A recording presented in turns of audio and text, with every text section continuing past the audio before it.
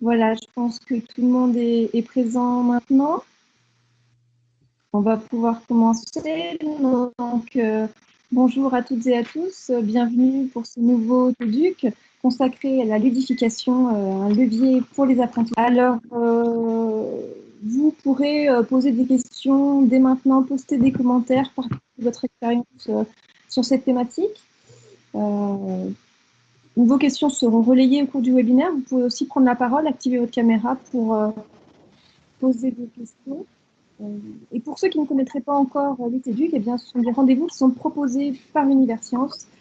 Ils font se croiser les regards des professionnels de l'éducation et de la médiation scientifique. Ce TEDUC-ci est proposé en partenariat avec le CRAP, le cahier pédagogique, et donc à la ludification. Alors, jouer pour apprendre, eh bien, c'est loin d'être nouveau. Pourtant, il semble que nous assistions à une tendance plus marquée aujourd'hui, en partie soutenue par l'apport du numérique et des jeux vidéo. Alors, pourquoi introduire le jeu en classe? Jouer, oui, mais pas n'importe comment. Comment s'assurer que l'on remplit les objectifs pédagogiques que l'on s'est fixés? Et puis, quel jeu pour quel apprentissage? Les questions sont nombreuses, foisonnantes. Et ce webinaire propose d'y répondre avec nos trois invités, Claire Lomé, Julien Alvarez et Patrice Bauduin. Bonjour à tous les trois. Alors Claire Lomé, vous êtes professeure de mathématiques en collège et formatrice académique et au plan national de formation. Vous animez aussi un blog intitulé Pierre Carré. Bonjour. Bonjour. Julien Alvarez, vous êtes chercheur en sciences de l'information et de la communication, Université de Lille et Polytechnique Hauts-de-France, responsable pédagogique du DU Apprendre par le jeu à l'INSPE de Lille et responsable R&D Immersive Factory. Bonjour. Bonjour. Patrice Bauduin, vous êtes coordinateur de l'offre de médiation de l'ILAB, espace dédié aux jeux vidéo de la Cité des Sciences. Bonjour. Tout à fait, bonjour.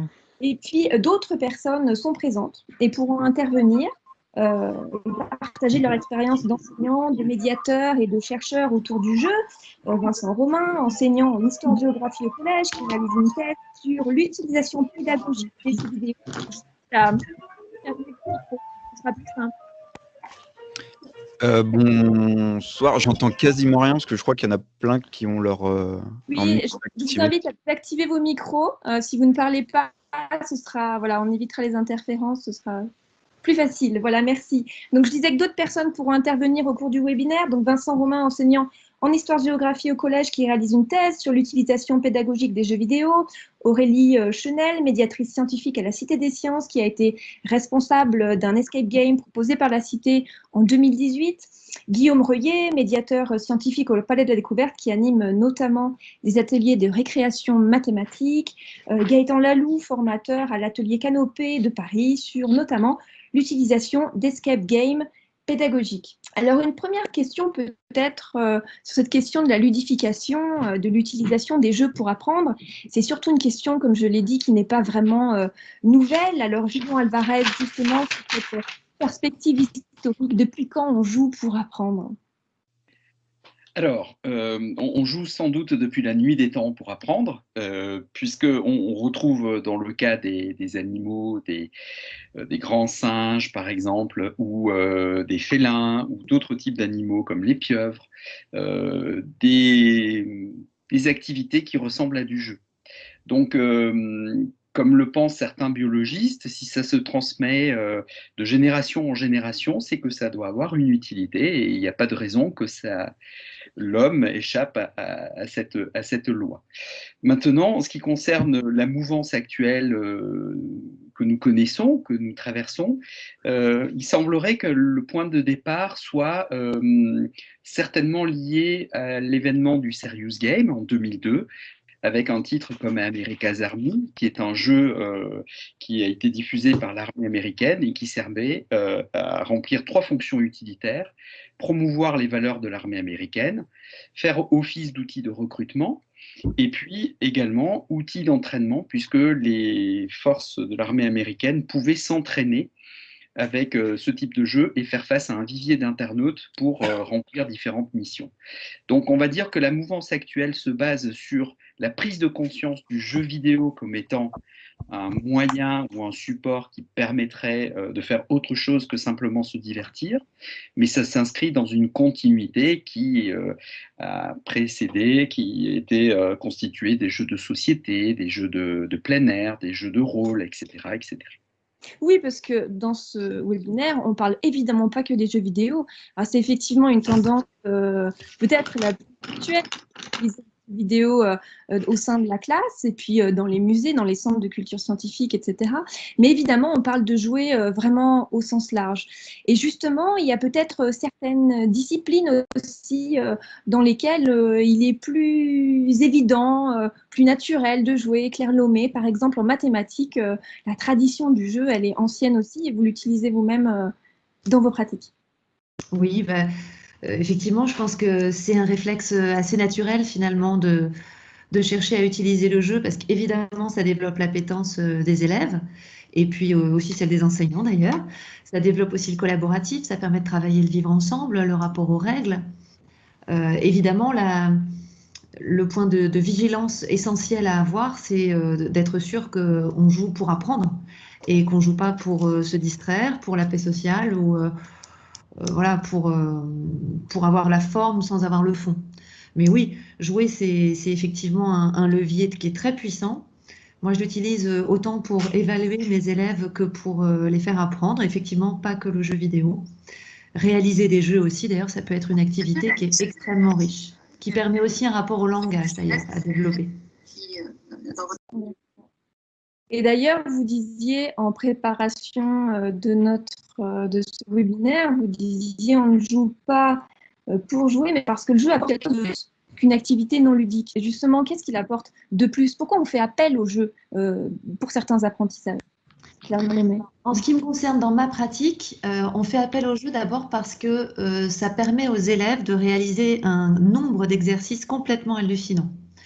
Si je prends l'exemple de calcul mental, de calcul littéral, ils vont être amenés à faire plein d'exercices à automatiser finalement d'une façon que jamais on n'aurait pu atteindre sur feuille, ne serait-ce que parce que s'ils avaient vu autant d'énoncés sur une feuille, ils se seraient découragés tout de suite.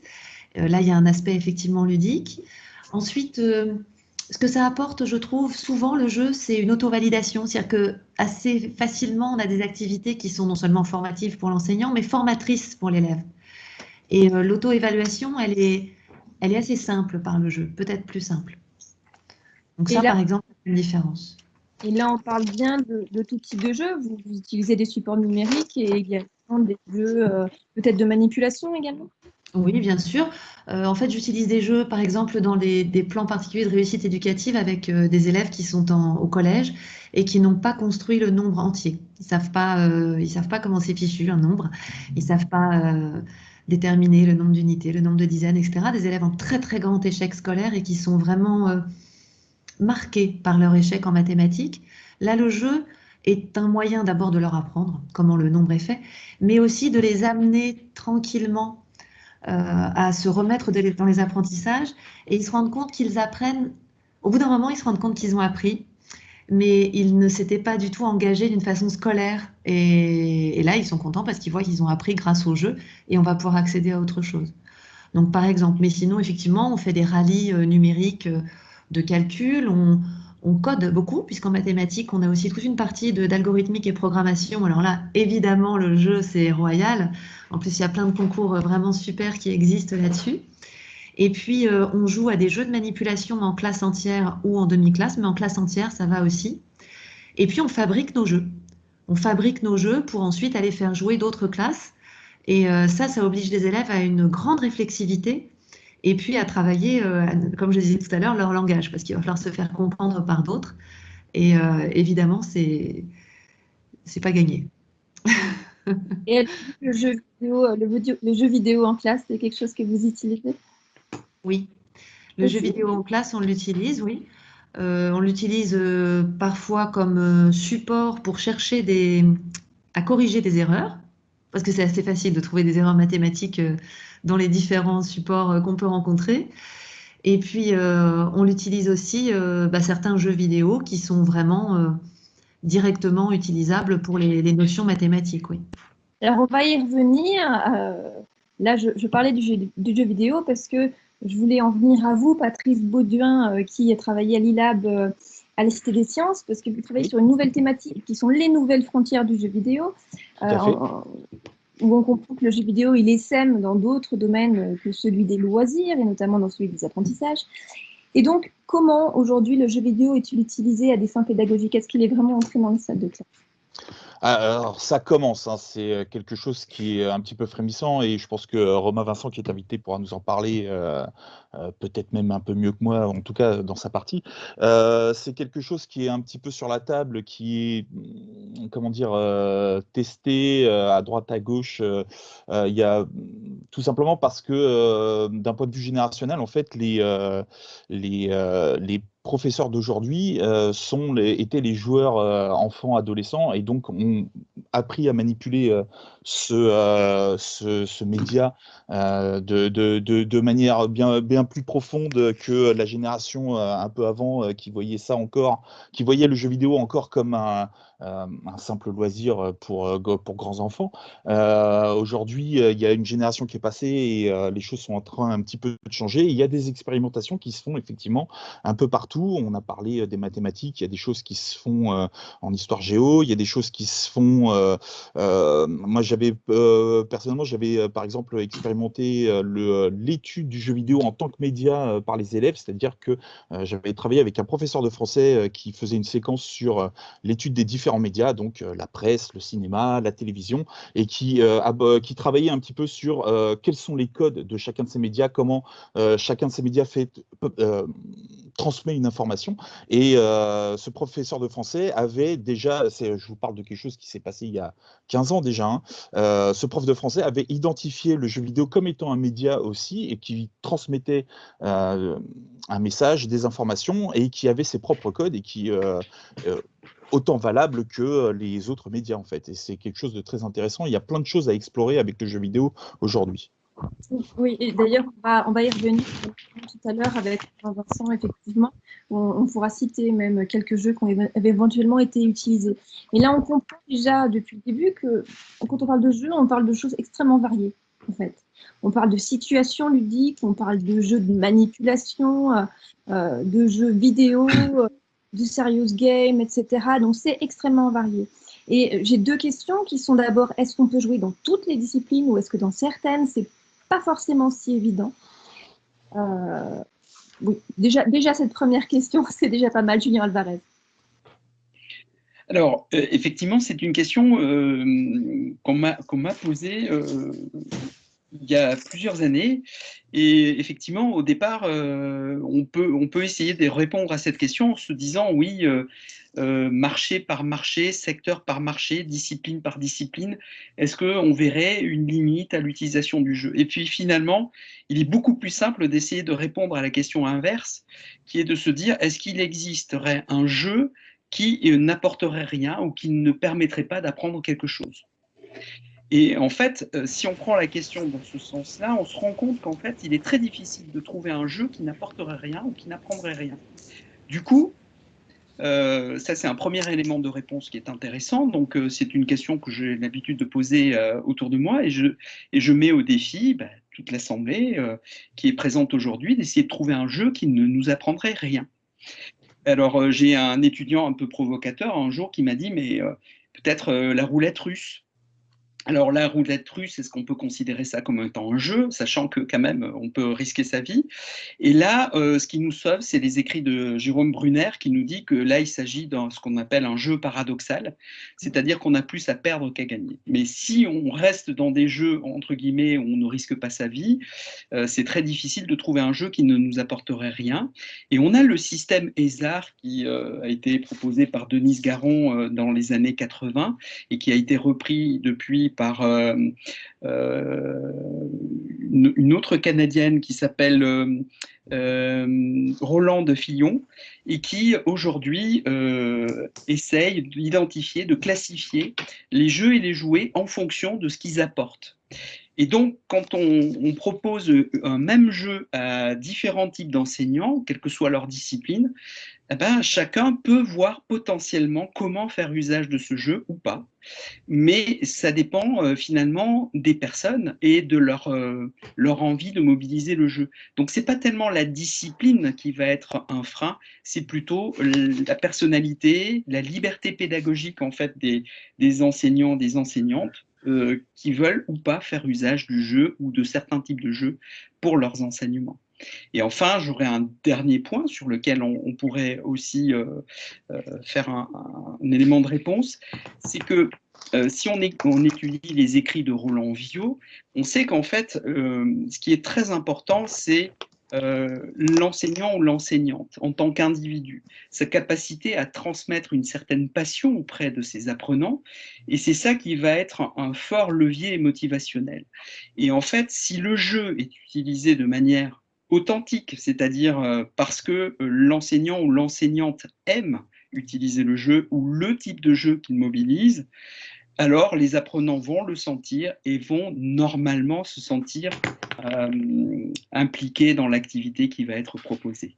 Donc, je donnerai un simple conseil, utilisez les jeux que vous aimez, parce que ça va être un formidable levier motivationnel normalement auprès de vos apprenants qui sentent que vous êtes passionné. Alors, on a un petit phénomène d'écho qui passe. Quelqu'un qui a activé un appareil. Que vous avez parlé de levier de motivation. Et justement, alors pourquoi ça peut-être il faut revenir un petit peu sur les fondamentaux. Qu'est-ce qu'on cherche à éveiller chez l'enfant en fait? On cherche à éveiller sa motivation, du plaisir. On cherche à lui faire apprendre sans qu'il en ait vraiment conscience. Je ne suis pas tout à fait sûre que ce soit ça, Claire Lomé.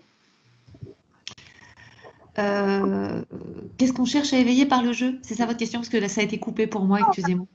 Finalement, on va utiliser le jeu. Qu'est-ce qu'on cherche effectivement à éveiller chez l'enfant? Alors moi, clairement, ce que je cherche à éveiller, c'est le goût de la recherche. C'est le goût d'apprendre, l'envie de grandir, en fait, justement. C'est-à-dire que le jeu est souvent considéré, enfin, est parfois encore considéré, effectivement, comme quelque chose qui est un loisir de plus ou moins grands enfants, c'est vrai. Et d'ailleurs, quand on enseigne souvent par le jeu, on se l'entend dire assez régulièrement. Et pourtant, c'est sérieux le jeu. Même quand c'est pas des serious games, c'est très sérieux parce que un enseignant qui recourt au jeu, il y recourt justement en visant un apprentissage précis, soit en termes de compétences, soit en termes de savoir. Et c'est extrêmement sérieux. Donc moi, ce que je vais viser, ça dépend des moments en fait. Ça dépend des moments de l'année, ça dépend des classes. Je vais viser par exemple le fait que les élèves sachent s'écouter, sachent respecter une consigne, sachent échanger et réviser leur point de vue, confronter leur point de vue pour essayer de réguler leur raisonnement. À d'autres moments, je vais justement le mobiliser pour développer de la rapidité ou bien pour approfondir un point vraiment lié à ma séquence. Donc, je n'utilise pas le jeu pour développer une chose en particulier, un talent en particulier ou un savoir en particulier. Je l'utilise quand je pense que ce jeu-là, à ce moment-là, va effectivement apporter une plus-value. Néanmoins, vous recherchez des objectifs pédagogiques bien précis. Et il faut que les objectifs soient annoncés dès le début, j'imagine. Vous me dites, moi, je ne suis pas prof de jeu, je suis prof de maths. Ouais. Donc, il faut bien qu'on sache pourquoi en jeu. Oui, alors j'annonce pas forcément l'objectif au départ. Ce que je pose de façon très très claire, ce sont les règles, surtout les limites, pour être sûr que, enfin, pour m'assurer que ça va être productif. Par contre, quand on fait une synthèse, parce qu'il me semble que l'institutionnalisation, elle est nécessaire aussi par rapport aux activités ludiques, quand on institutionnalise, là, je mobilise les élèves pour qu'ils synthétisent eux-mêmes ce qu'ils ont appris. Et je leur pose toujours la même question, pourquoi est-ce que je vous ai fait faire ça? Et c'est là que je sais si j'ai atteint mon objectif ou pas. Et mon objectif n'est pas atteint complètement, même si j'ai développé des compétences et des savoirs chez les élèves, mais qui ne sont pas capables de me dire lesquels. Je sais qu'il va falloir que je révise ce que j'ai fait parce que j'ai pas tout à fait atteint ce que moi je m'étais fixé. Gaëtan Lalou, je vois que vous avez levé la main. Oui, je voulais réagir sur deux choses. effectivement, le temps, donc si je parle des escape games pédagogiques, le temps d'institutionnalisation, que nous on appelle le débriefing dans le cadre d'un escape game, il est très important. Ça va permettre aux élèves de revenir sur leur expérience de jeu et puis à l'enseignant de voir justement si les élèves ont compris les connaissances, les compétences qu'ils avaient mobilisées. Donc ça, c'est la première chose. Et la deuxième chose, c'était sur l'aspect émotionnel du jeu. Je crois que l'idée du jeu sérieux, c'est d'en faire une activité d'apprentissage. Et l'aspect émotionnel est très important puisque que l'élève éprouve du plaisir, de la joie, de la frustration, même peut-être de la surprise, tout ça, ça va participer à ancrer ce qu'il a vécu et à ancrer ses apprentissages. Et je crois que c'est peut-être l'intérêt principal du jeu d'ailleurs, c'est cet aspect motivation certes au départ et engagement, mais ensuite toutes les émotions qui vont pouvoir être vécues, qui vont permettre d'ancrer les apprentissages. Alors, comme vient de l'évoquer Claire Lomé, on comprend il faut structurer une activité de jeu pour qu'elle puisse remplir un objectif pédagogique. Julien Alvarez, vous avez un petit peu théorisé ça en expliquant voilà, qu'il y avait 3 étapes essentielles finalement pour parvenir à faire en sorte que le jeu remplisse ses objectifs. Oui, alors si on regarde du côté de Nicole Tremblay, en fait, elle nous propose dans ses écrits en 2007 3 phases, 3 étapes dans une approche pédagogique qui sont introduire l'activité, animer l'activité, débriefer l'activité. Et lorsqu'on emploie du jeu, en fait, on réalise une séquence ludopédagogique, on va procéder de la même manière. C'est-à-dire que dans un premier temps, on va introduire le jeu, mais ce n'est pas juste introduire le jeu, c'est aussi introduire les objectifs pédagogiques que l'on vise. Alors on peut les évoquer de manière approfondie ou pas, ça dépend de l'enseignant, de l'enseignante, de sa façon d'opérer. On peut cacher certaines choses. Ensuite, on va rentrer dans la phase d'animation de l'activité, donc c'est-à-dire le jeu. Et là, vraiment, il faut que le jeu se déploie. Il ne faut pas essayer de le corrompre ou de le tuer en essayant à tout prix de venir apposer des aspects pédagogiques, d'enseignement ou utilitaires à ce moment-là. Il faut laisser le jeu se dérouler, mais on peut quand même essayer de guider au mieux les apprenants pour que le jeu se déroule de la meilleure façon possible. Et enfin, la dernière étape, c'est le débriefing. Et c'est là, en fait, qu'on va s'appuyer sur l'expérience de jeu vécue pour venir ramener l'ensemble des participants vers le cap qui était fixé par le scénario pédagogique, c'est-à-dire on va essayer de faire en sorte que toute cette activité vienne servir le scénario pédagogique. Comment ? En mobilisant par exemple des anecdotes qui se sont produites pendant la phase de jeu, qui vont permettre aux apprenants de comprendre que ce qu'ils ont vécu vient s'inscrire sur des approches théoriques qu'on a essayé de faire passer, ou qui viennent nourrir la réflexion, ou qui viennent, par exemple, permettre de comprendre certaines choses, ou faire travailler un savoir-être ou un savoir-faire. Alors, on a envie quand même d'avoir quelques exemples un peu concrets parce qu'on dit le jeu, puis on a envie de savoir quel jeu et comment ça se passe exactement. Romain Vincent, vous avez joué avec vos élèves en histoire-géographie. Donc, vous avez joué aux jeux vidéo avec vos élèves. Vous aviez même tenu un blog, vous le tenez toujours d'ailleurs.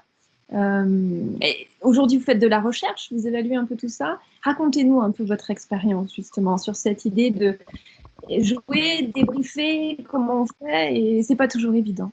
C'est pas toujours évident, non, donc je vais essayer de faire court. Alors, c'est vrai que j'ai commencé ma réflexion sur le jeu vidéo en cours d'histoire, notamment déjà sur YouTube, en parlant un peu de comment le jeu vidéo représente le passé, en gros. Ça a commencé en 2012 et j'ai essayé, en fait, à partir de 2014-2015, de faire des propositions en fait, de séances pédagogiques et de tester des choses en classe. Notamment, je vais prendre... alors oui, Assassin's Creed, on pourra peut-être en parler après, mais je vais prendre l'exemple de ce qu'on avait parlé en fait, dans la préparation, d'un jeu que j'ai beaucoup utilisé et que j'ai arrêté en fait, d'utiliser, qui s'appelle Stronghold. Stronghold, c'est un jeu de construction de seigneurie médiévale, en gros, et de gestion de seigneurie médiévale.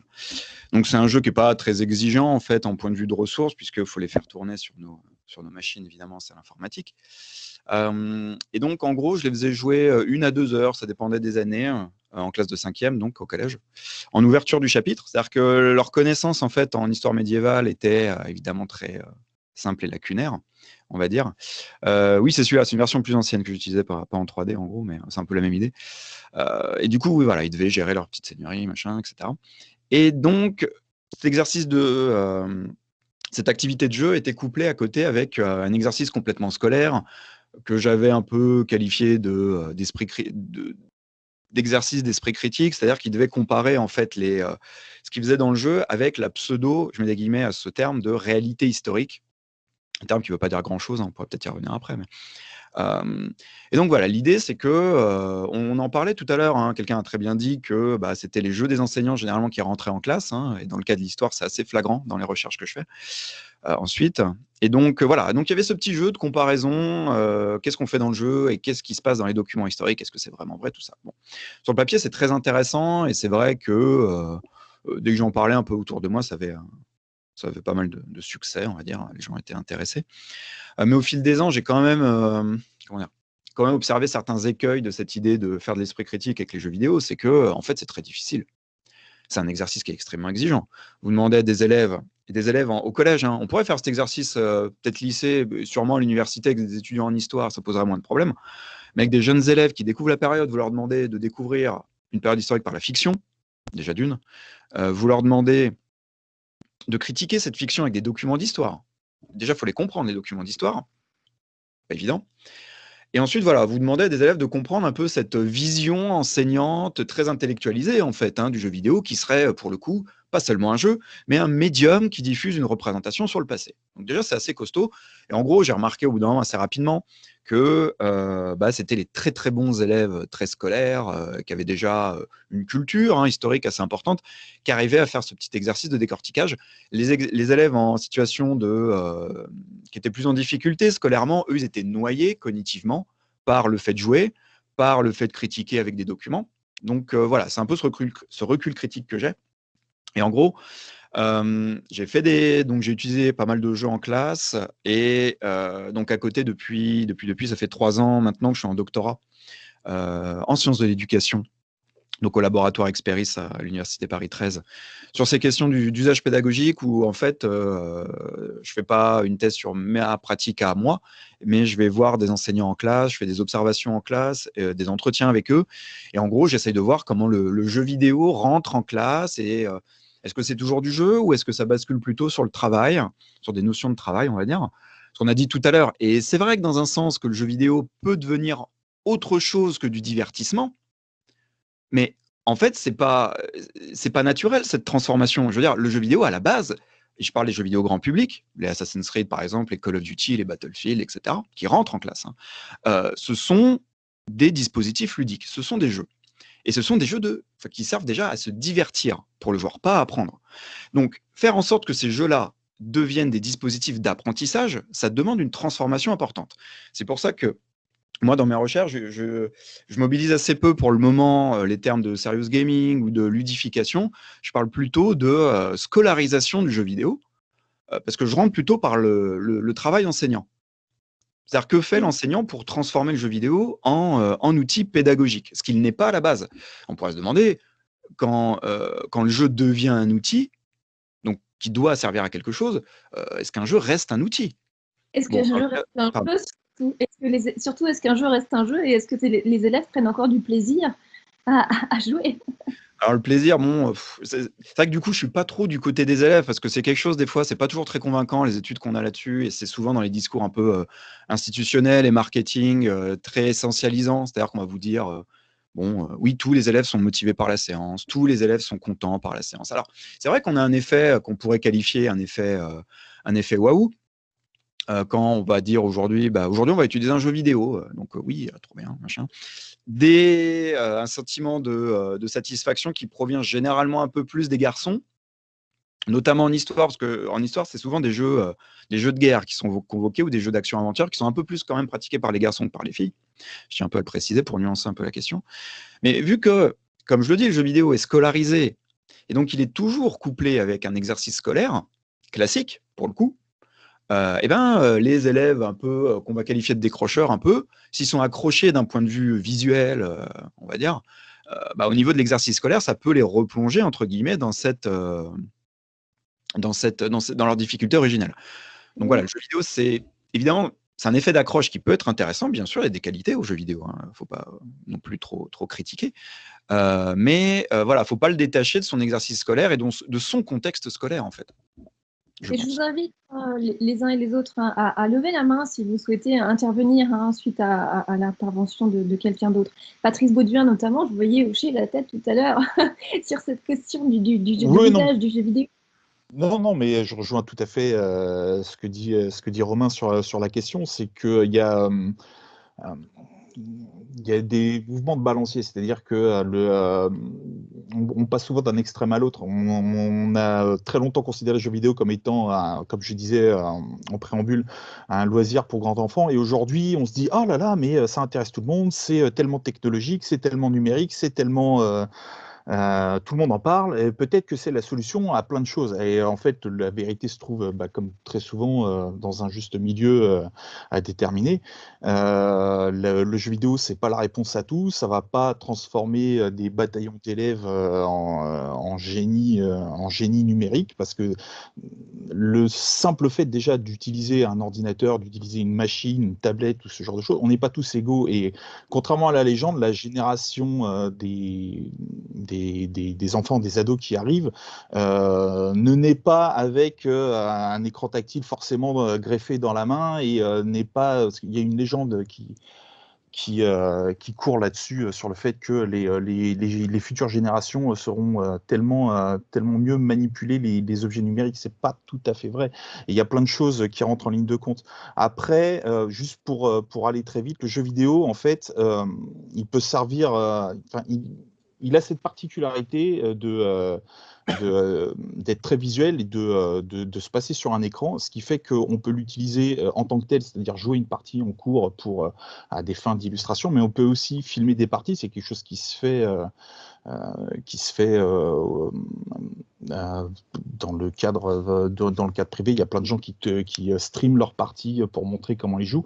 Et en fait, le jeu vidéo peut se transformer en vidéo comme support image pour plein de choses. En fait, le jeu vidéo, il est très versatile. Il peut être utilisé Et à ce moment-là, c'est plus forcément jouer, effectivement, c'est plus l'utiliser comme un support, film. tout à fait, oui. Mais de toute façon, on ne peut pas non plus tout faire sur le jeu vidéo, bien que ce soit accessible, parce qu'il y a effectivement plein d'autres façons de jouer. Et si je comprends bien, surtout, je crois comprendre que la place surtout de l'enseignant et du médiateur dans le jeu est absolument essentielle, parce que c'est quand même lui qui va guider, c'est quand même lui qui va scénariser tout ça, et qui va essayer d'aller atteindre un objectif pédagogique. Là, Gaëtan Lalou, vous travaillez justement, vous formez les enseignants, notamment sur l'utilisation d'escape game à l'école? Oui, tout à fait. On est nombreux à Réseau Canopé, des médiateurs, à proposer des formations sur l'escape game pédagogique, et aussi à faire du co-design, c'est-à-dire à accompagner les enseignants dans la création d'escape game. Et donc oui, vous parliez du scénario, c'est évidemment un élément important. On peut rater son jeu, j'imagine. On peut rater l'objectif pédagogique. On peut ne pas y arriver. Complètement. Mais au même titre qu'on peut rater n'importe quelle séance d'apprentissage. Non, mais voilà, c'est une séance d'apprentissage. On peut passer à côté. D'ailleurs, ce qu'on conseille, nous, pour l'escape game, c'est avant de le proposer, de pouvoir le tester, peut-être avec des collègues, par exemple, voir si les choses s'enchaînent bien. Il y a évidemment des objectifs pédagogiques qu'on se fixe.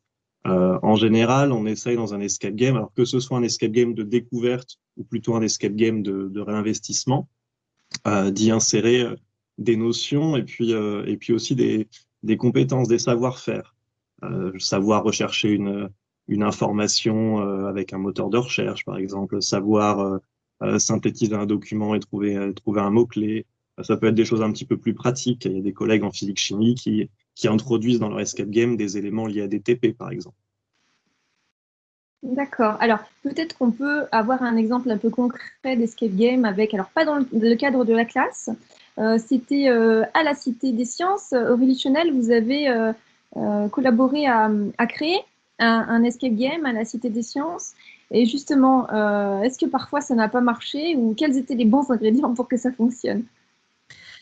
Alors, bonjour à tous. Donc oui, effectivement, donc notre escape game s'appelait donc la chambre des deux infinis. Donc c'était essentiellement sur des notions de chimie physique.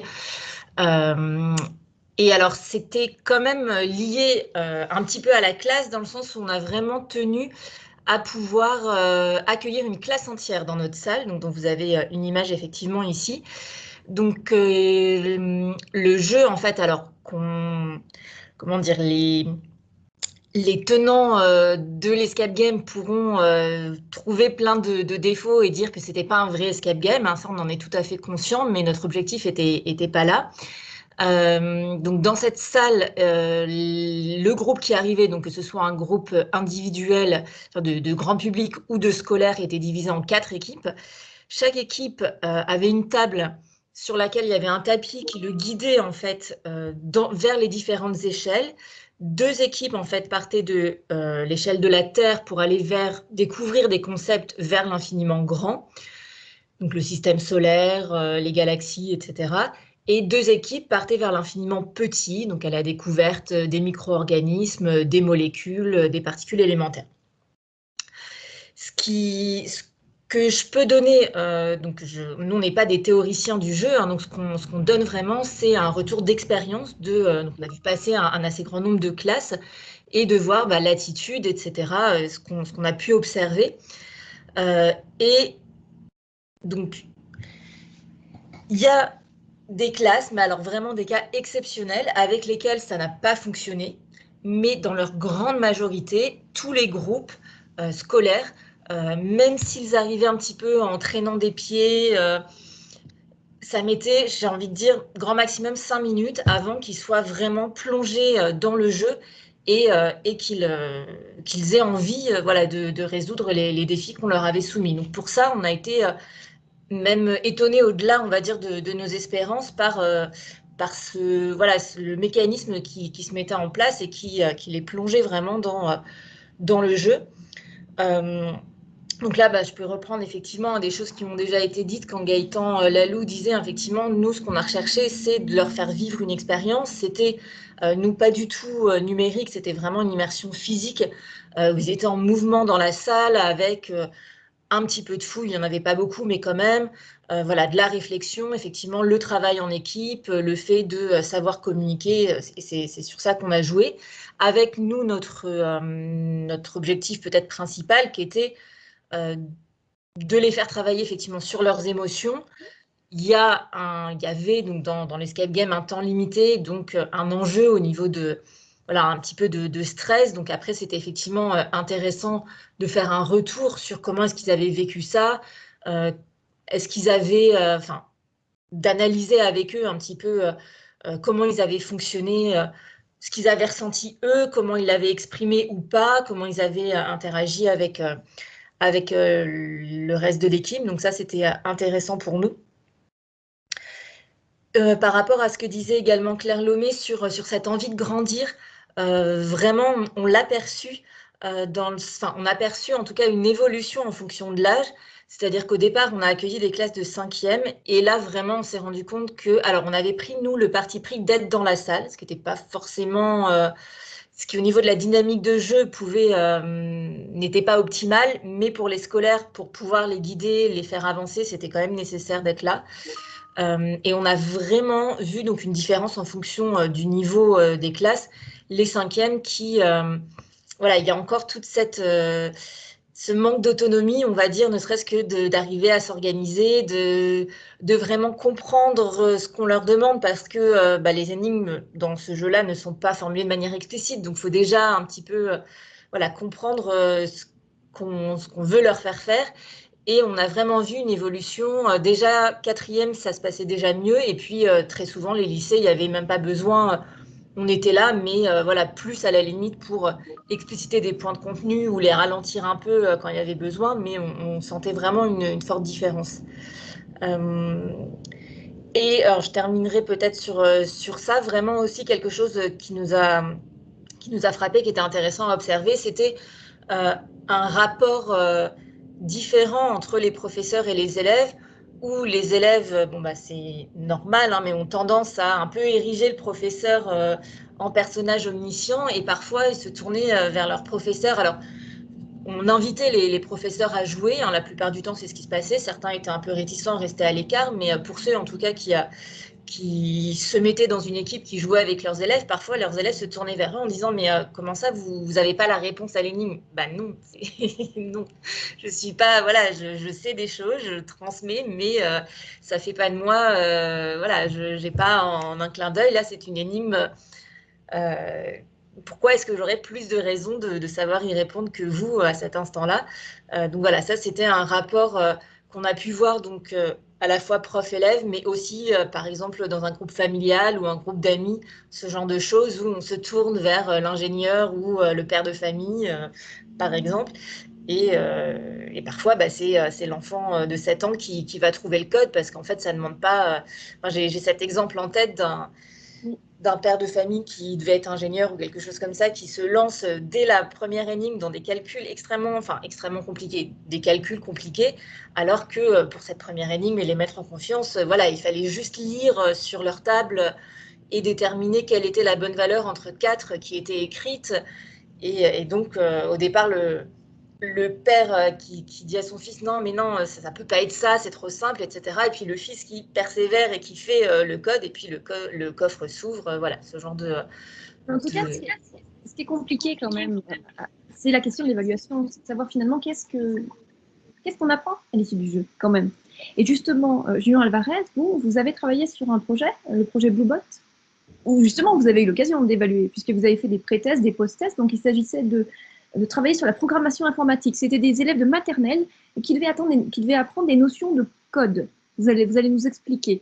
Et là, clairement, vous avez pu évaluer avec des résultats un peu surprenants.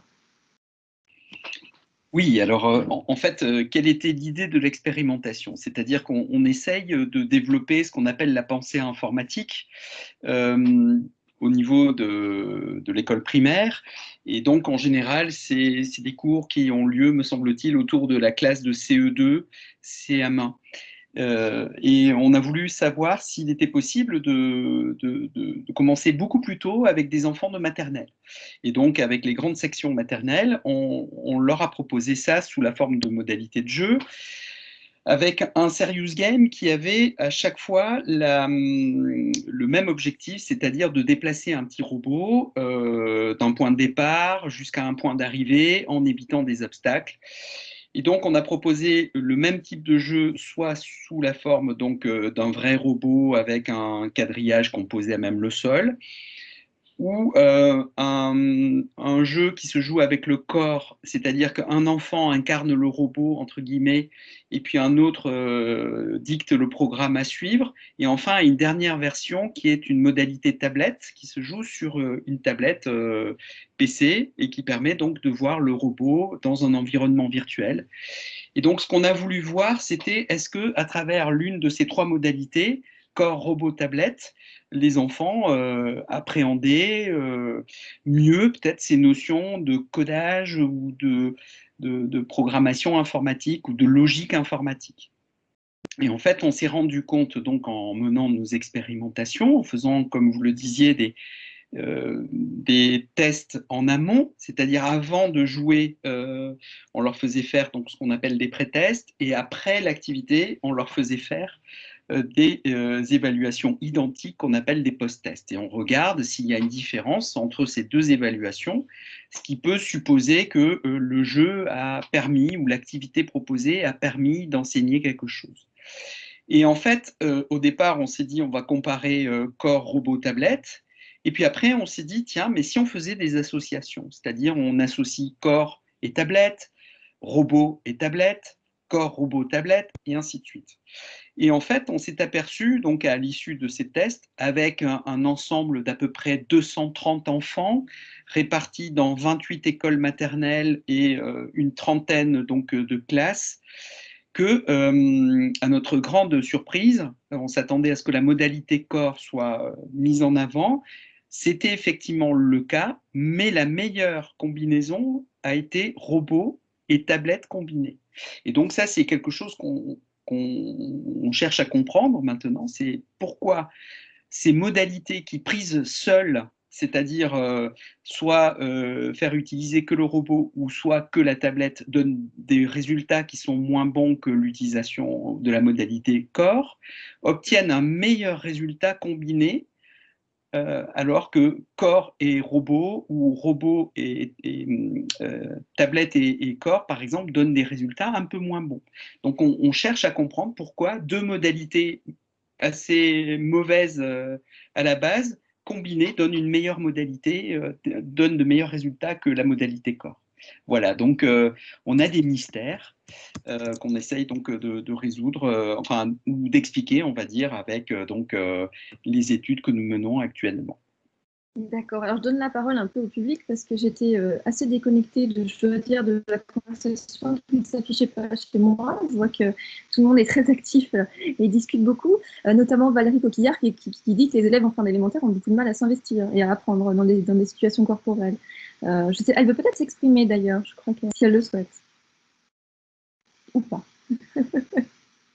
Non, justement, Julien Alvarez, sur cette question-là, les élèves fin d'élémentaire ont du mal à apprendre dans ces situations corporelles, ce qui pourrait expliquer éventuellement ce que vous avez observé d'ailleurs.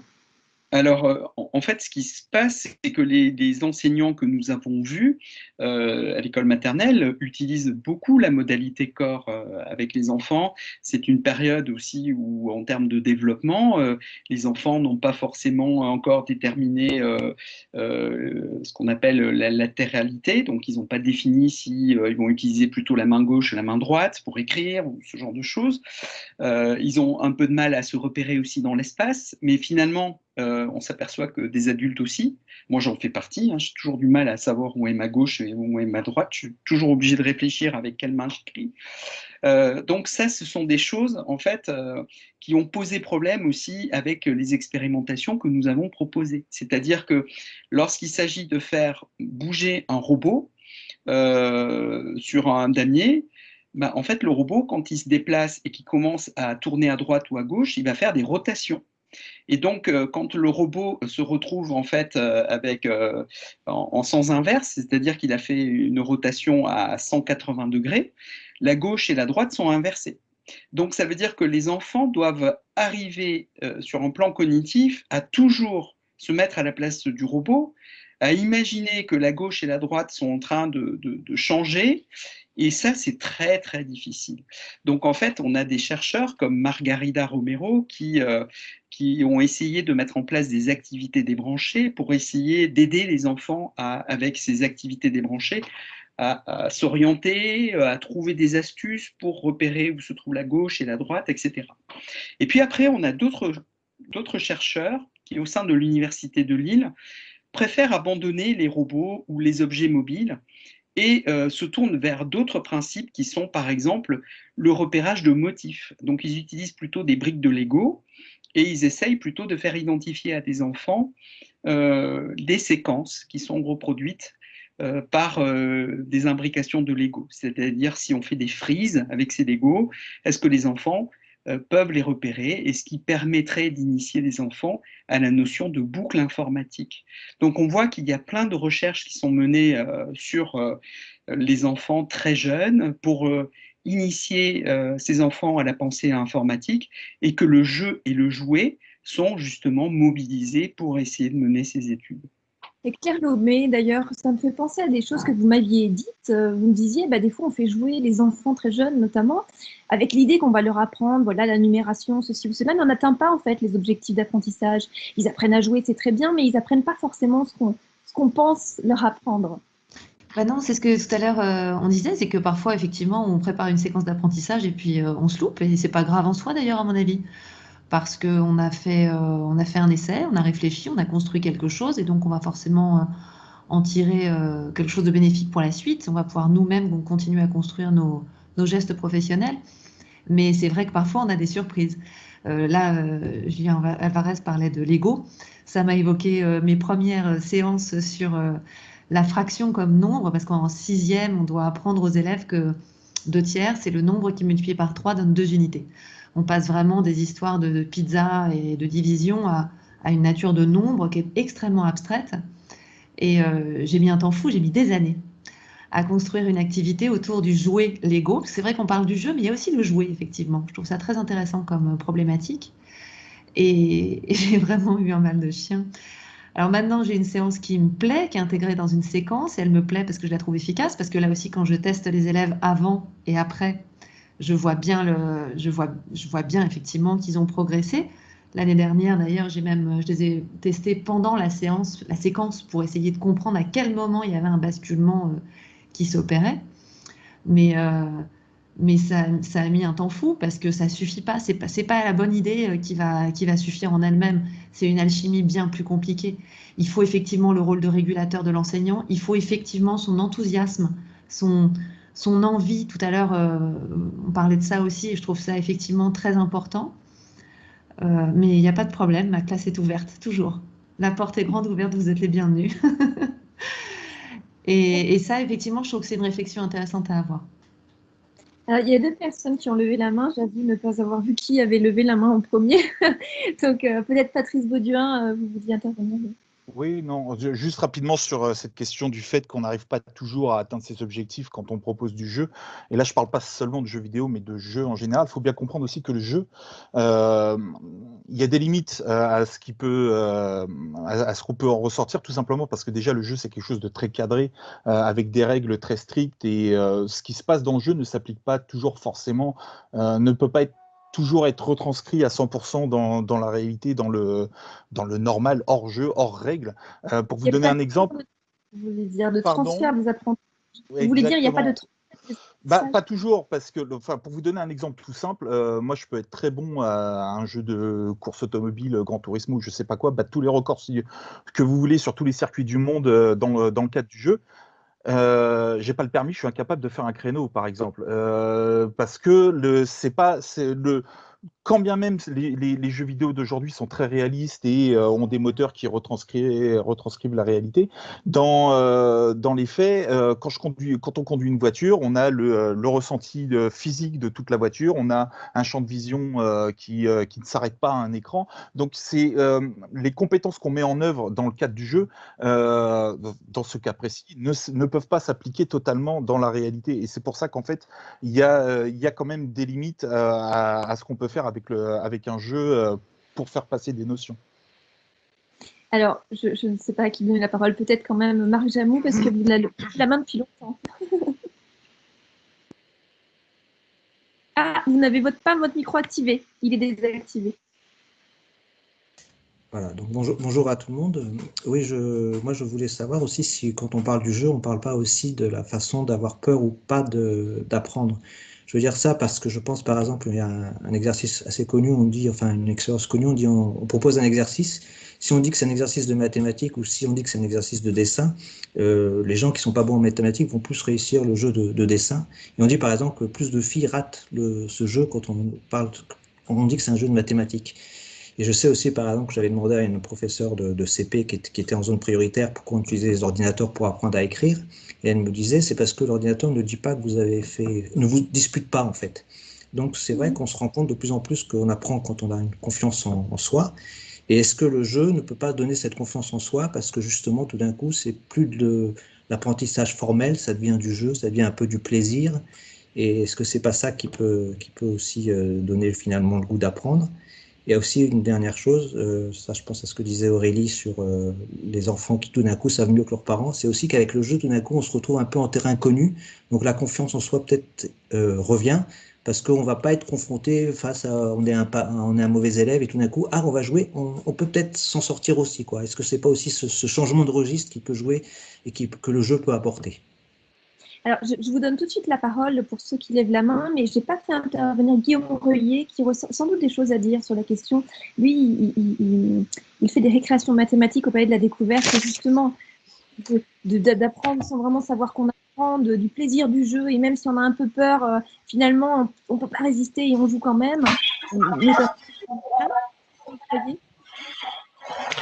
J'ai pas entendu la fin de votre intervention. C'était mâché. C'est vraiment cette idée que le jeu a quelque chose d'irrésistible et que même s'il y a eu cette peur, comme disait Marc Jamou, finalement on y va, quoi.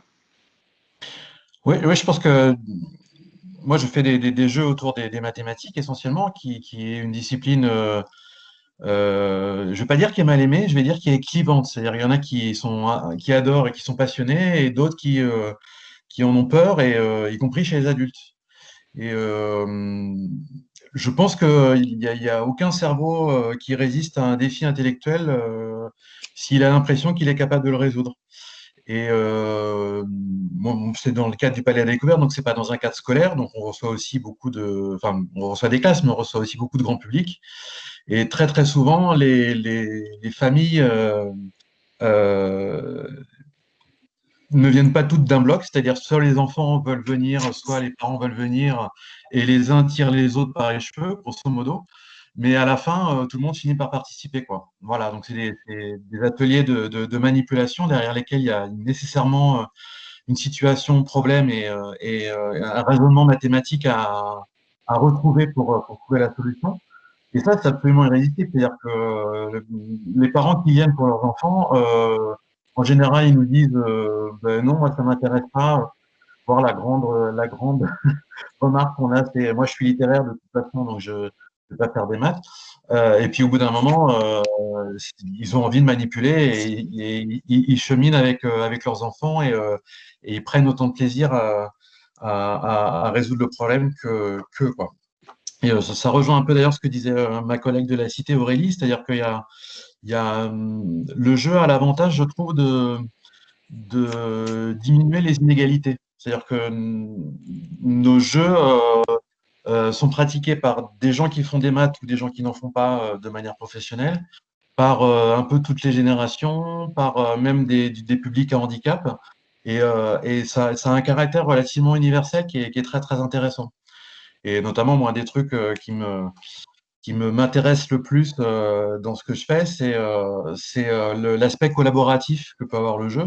C'est-à-dire des gens qui ne se connaissent pas du tout avant d'arriver dans nos ateliers et qui se mettent ensemble à essayer de résoudre un problème, à se répartir les rôles. Toi, tu fais ça, toi, tu fais ça, moi, je vais essayer ça.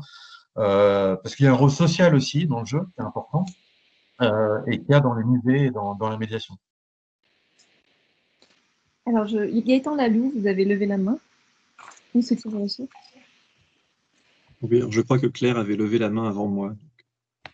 Je saurais dire. Bon, alors oui, c'était pour rebondir sur l'intervention de Marc tout à l'heure sur la peur de l'exercice et le fait que le jeu donnait un cadre un peu informel.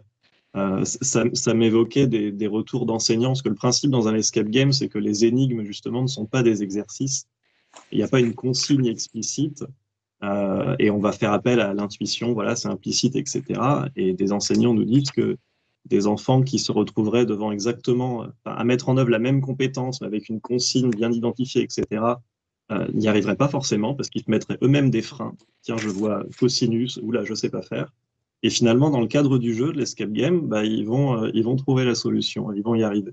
Voilà, c'était pour rebondir sur cet aspect-là. Alors, c'est très contre-intuitif pour nous, enseignants, enfin, j'ai l'impression, parce qu'on nous dit beaucoup pédagogie explicite, voilà, c'est important de savoir où on va, d'expliciter l'objectif, la consigne. Voilà, le jeu, ça offre un autre cadre informel et ça peut aider certains enfants à révéler des compétences. Claire Lomé, d'ailleurs, sur cette question, vous me disiez d'ailleurs que vous aviez des élèves en difficulté parfois, que vous faisiez jouer justement sur la numératie pour qu'ils acquièrent des compétences qu'ils n'ont pas. Et vous disiez d'ailleurs, surtout pas le numérique dans certains cas, parce qu'ils ne sont pas encore prêts. Oui, alors plus ils sont, enfin, disons la problématique est différente selon leur âge. Le numérique parfois les attire tellement, les fascine et happe une partie de leur attention que c'est difficile de leur faire bénéficier vraiment du jeu. Dans d'autres cas, c'est tout à fait possible. Mais c'est vrai qu'on a beaucoup parlé de jeux vidéo, mais les jeux non vidéo sont très très très riches aussi pour les apprentissages, en particulier à mon avis parce que certains d'entre eux permettent davantage de créativité, parce que dans le jeu vidéo quand même le chemin est prévu. Dans un jeu pas vidéo, il peut, voilà, je vois que Patrice n'est pas d'accord, ils peuvent vraiment en tout cas sortir complètement des clous, quoi. Voilà, j'ai vu des élèves jouer à des jeux et m'inventer des règles et aller beaucoup plus loin que ce que j'avais prévu. Et puis l'avantage pour moi Ça ne veut pas dire que je ne pratique pas de jeux vidéo, hein, je vous l'ai dit tout à l'heure, mais un bénéfice vraiment des jeux non vidéo, c'est le rapport à la manipulation. Et alors là, pour des plus grands, c'est super intéressant, parce que les plus grands ont parfois l'impression que manipuler, c'est pour les bébés. Or, pour accéder à l'abstraction, en mathématiques, je pense qu'on a absolument besoin de manipuler. Et jouer leur permet d'avoir une raison de manipuler, une espèce d'excuse, voilà. Et du coup, de ne pas se poser la question de ça, c'est pour les bébés, mais parce qu'il faut jouer, parce que c'est ce qu'on leur demande et que ça les amuse. Là, ils se mettent à manipuler. Et c'est là qu'ils comprennent vraiment des choses.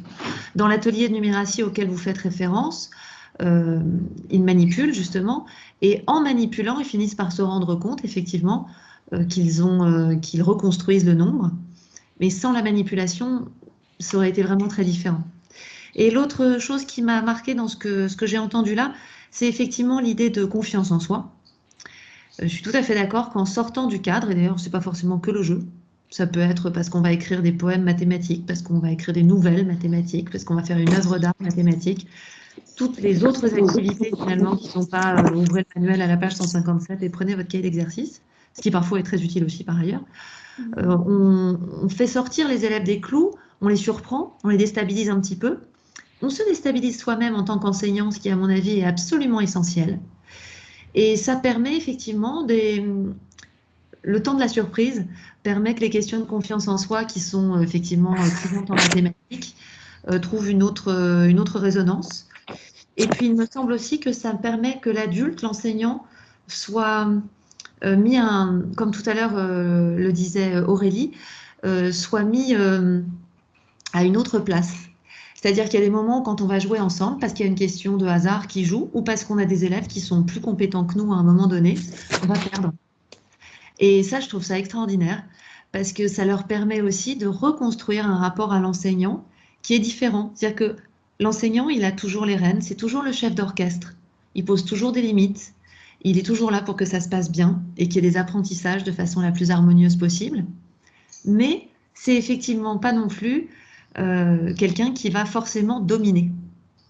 Et cette façon de lâcher du lest, d'accepter de ne pas avoir forcément le contrôle, non pas du bien-être des élèves et de la tranquillité de la séance, mais le contrôle de tous les contenus, ben, je trouve ça très très important, enrichissant, et à mon avis, c'est bien aussi pour les enseignants. Roselyne Prieur aussi, vous vouliez intervenir peut-être sur cette question. Bonjour. C'était plus une question que j'avais à vous poser parce que vous avez assez peu parlé de ces jeux qu'on joue sur des temps qui ne sont pas des temps scolaires. Les élèves vont être dans la cour de récréation, ils vont tout de suite prendre un jeu de cartes pour jouer. Avant-hier, c'était au Pouilleux, demain, ce sera au dés, aux osselets, à des petits jeux que je connais peut-être parce qu'ils sont... les osselets, ça se joue peut-être plus tellement dans la cour de récré, mais d'autres qui vont bien aimer et qui, malgré tout, vont leur apprendre des petites choses sur des temps informels, le temps de la classe. Et moi, j'aime bien, en tant qu'enseignante, j'aime bien sur un temps, par exemple, d'aide aux devoirs, sortir un jeu de cartes à la fin du cours pour se détendre un petit peu, mais se détendre par le jeu. Et ça, vous en avez assez peu parlé. Est-ce que quelqu'un souhaite réagir là-dessus? Claire Lemay? Bah oui, là, je vais intervenir parce que c'est vraiment mon dada, ça. J'ai une salle immense avec une ludothèque. Donc j'ai une chance folle. Je suis super bien équipée dans mon établissement. Et si j'ai cette grande salle, c'est parce qu'au départ, comme j'anime le club maths, j'ai tous les midis dans ma classe, enfin en ce moment j'en ai moins à cause du confinement, mais enfin des mesures, des gestes barrières. Mais sinon j'ai 45 élèves en fait qui viennent le midi sur leur pause méridienne pour jouer. Alors ils jouent à des jeux avec il y a des maths dedans forcément, mais enfin c'est un peu un prétexte quand même, faut l'avouer. Et là cette année, ce qui se passe, et je pense que c'est lié justement au fait que les enfants ont été un peu mis à part et ont mal vécu la période de l'année dernière. À chaque récréation, ma salle est effectivement envahie d'élèves qui se précipitent pour jouer. Et ils se précipitent vraiment. Et je trouve que cette dimension effectivement de détente, d'avoir des espaces dans l'école qui soient aussi des espaces libres, où on se sent en sécurité parce qu'il y a toujours un adulte, effectivement, mais en même temps, on va pouvoir quand même faire des choix et juste jouer. Ça me semble très important et vu le succès que ça remporte, je pense, assez fondamental. Et du coup, cette année, j'ai instauré de prêter des jeux et mon carnet de prêt a été rempli en 2 temps, 3 mouvements. C'est-à-dire que ces jeux qui sortent de la classe, il y a des collègues d'ailleurs qui font des sacs de jeux, qui les prêtent d'une semaine à l'autre, ils vont dans les familles pendant le week-end et tout. Je pense que ça aussi, c'est très important parce que c'est extrêmement formateur. Et puis dans les familles, c'est important aussi. Et de faire un lien entre la classe, le dans l'établissement, mais pas classe, et puis le hors classe, c'est très important. Et le jeu le permet vraiment facilement, très facilement. Alors, Julien Alvarez, moi, ça me fait penser à votre théorisation sur la fusée, mais peut-être que ce n'est pas du tout ce dont vous vouliez parler. Si, c'était exactement ça. Du coup, ça faisait la transition, en fait. Donc, effectivement, pour répondre à la question, alors moi, je trouve super ce que vient de nous raconter Claire, et je pense que c'est effectivement très important d'avoir des moments où on joue pour se divertir. Parce que là, c'est vrai qu'on cherche à instrumentaliser le jeu dans le cadre scolaire ou dans d'autres contextes, hein, comme le milieu de la santé, etc. Et donc, ça nous permet de dire qu'en fait, si vous voulez montrer, Marie-Catherine, le visuel de la fusée, on peut regarder ça. Donc, en fait, c'est 2 façons de voir le jeu, tout simplement, de manière très simple. On peut voir le jeu comme activité de divertissement, et on est ici dans une finalité où on recherche en fait le bien-être. Donc ça veut dire que le bien-être, c'est quelque chose d'important. C'est une fonction qui est sans doute vitale, sinon on ne ferait pas des activités de divertissement. Et ensuite, on a le deuxième cas, c'est la fusée à 2 étages, où en fait le jeu va servir de moyen et pour amener en fait les personnes à passer d'un étage à l'autre étage de la fusée, qui est la visée utilitaire, c'est-à-dire une finalité qui est la production d'efforts orientés vers un but. Et là, le jeu n'est plus une activité où on cherche à jouer pour se divertir, mais un moyen de passer d'un étage à l'autre de la fusée. Alors ça, le visuel que vous avez à l'écran, c'est ce qu'on imagine en tant que pédagogue comme situation. On se dit qu'on va amener, donc nous apprenons à rentrer dans le premier étage de la fusée, on va jouer et on va se servir de ce levier motivationnel que procure le jeu pour rentrer dans la dimension utilitaire, c'est-à-dire le deuxième étage de la fusée. Sauf que dans la vie de tous les jours, ça ne se passe pas comme ça. Je ne sais pas si, Marie-Catherine, vous avez les autres visuels qui suivent. En fait, on a... Bon, ouais, très bien, c'est pas grave, je vais l'expliquer. En fait, on a des publics d'apprenants qui sont multiples et variés, et on a des personnes qui ont peur de jouer, parce qu'ils manquent de confiance en eux. On a des personnes qui ne vont pas jouer parce que le jeu proposé ne leur plaît pas. On a des personnes disruptives, c'est-à-dire qui vont de toute façon refuser de monter dans la fusée. Et donc, en fait, tout ça nous donne lieu à des configurations en fait, différentes. Et donc, quand on met du jeu en place dans une séquence ludopédagogique, il faut s'attendre inévitablement à faire ce qu'on appelle de la pédagogie différenciée, pour prendre en compte ces différents profils. Et donc, c'est vrai que ça demande quand même un certain savoir-faire, et que quand on veut se lancer dans la ludopédagogie, il faut quand même s'exercer et être habitué à le faire pour faire face à des situations incongrues ou à des événements qui demandent une certaine adaptabilité, une certaine agilité pour faire face donc à tout ce qu'on peut avoir comme situation imprévue. Oui, d'ailleurs, moi je me disais, là, il y en a beaucoup de personnes qui sont férues de jeux, mais c'est pas si évident quand même de savoir quel jeu, pour quel apprentissage, comment on s'y prend, est-ce qu'on est formé à ce genre de choses. Moi, je me pose la question. Aurélie Chenel, je vous donne la parole tout de suite. Je vous en prie, vous vouliez réagir. Oui, je voulais juste rebondir sur ce qui vient d'être dit. En travaillant justement sur cette thématique des escape games pédagogiques, j'ai découvert alors une notion, le mot est anglais, mais la notion de flow que sûrement j'imagine d'autres doivent connaître et qui me semble vraiment pertinente ici.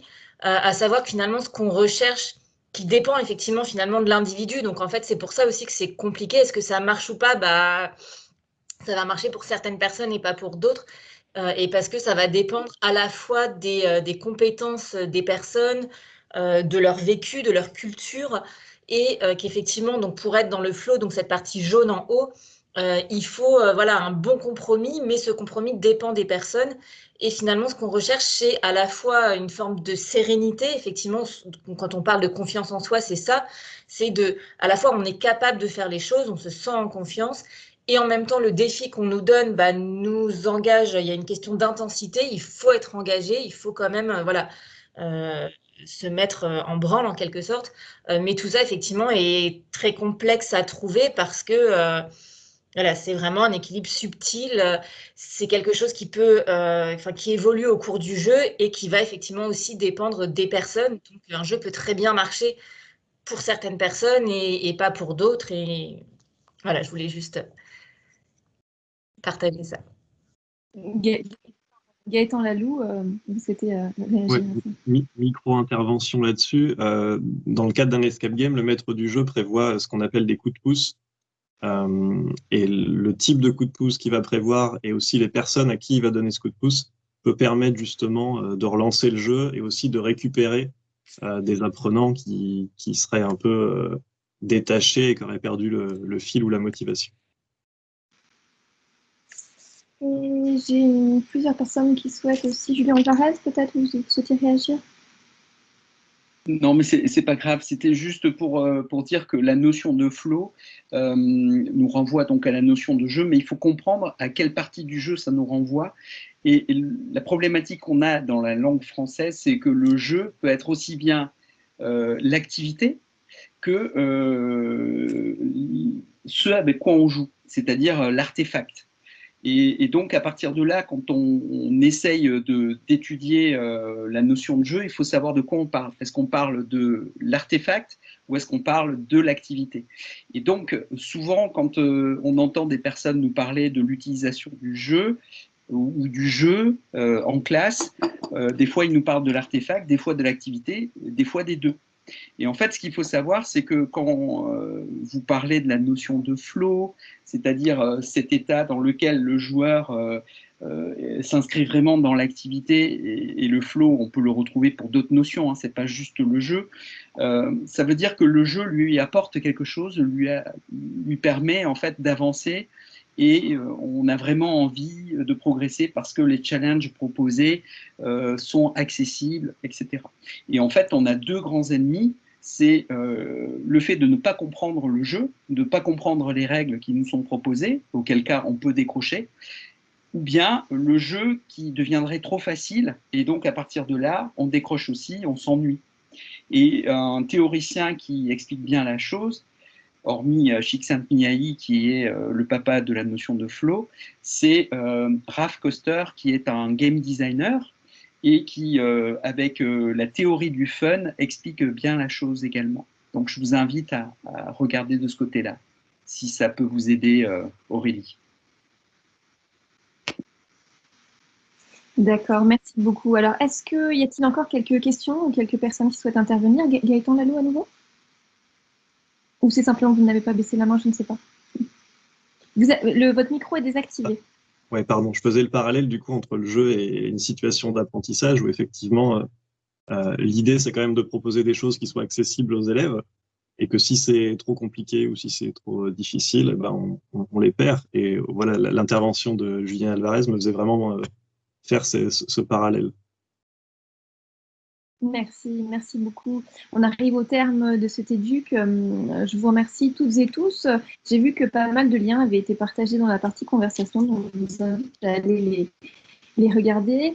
Vous retrouverez aussi des références en lien avec ce TEDUC sur le site de la Cité des Sciences, sur la page consacrée au TEDUC.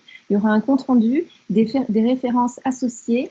Et puis, je cite également un numéro des cahiers pédagogiques qui était consacré au jeu en classe, si j'arrive à le partager, pour ceux qui chercheraient justement des références et qui ne seraient pas aussi habitués au jeu que nous intervenants ici, à jouer en classe.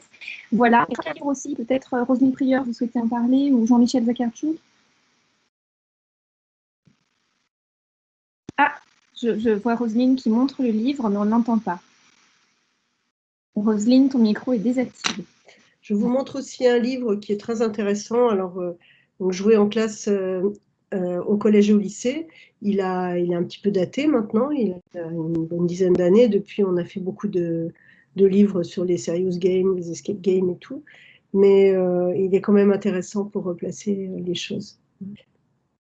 Et puis, je ne pourrais que conseiller alors, soit l'atelier Canopée qui prête des jeux régulièrement et qui initie les enseignants aux jeux et voit avec eux comment ils peuvent mettre les choses en place. Effectivement, l'excellent escape game de Gaëtan, qui ne peut pas être fait en ce moment parce qu'on ne peut faire qu'en distanciel, mais ça va bientôt se faire.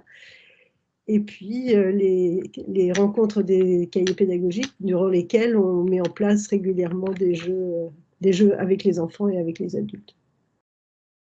Gaëtan Lalou, peut-être vous souhaitez réagir 2 minutes sur cette question-là. Je crois qu'on ne vous entend pas.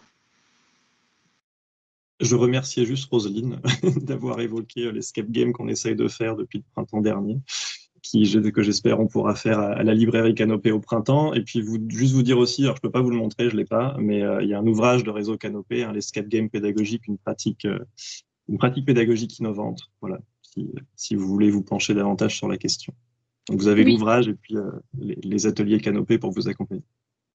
Effectivement, c'est une référence que vous aurez effectivement sur la page consacrée au TEDUC. Voilà. Alors, ce TEDUC est terminé pour aujourd'hui. Le prochain TEDUC, ce sera le 20 janvier, comment enseigner le réchauffement climatique. Je ne suis pas certaine que la date soit à jour, je n'avais plus regardé sur le site des TEDUC, je vous invite à y aller régulièrement, on communiquera sur la date. Ce sera en tout cas sur la thématique comment enseigner le réchauffement climatique. J'espère que vous viendrez nombreux. Merci à toutes et à tous, c'était extrêmement riche, j'espère que cela aura suscité beaucoup de réflexions chez les uns et les autres. Et puis je vous dis à très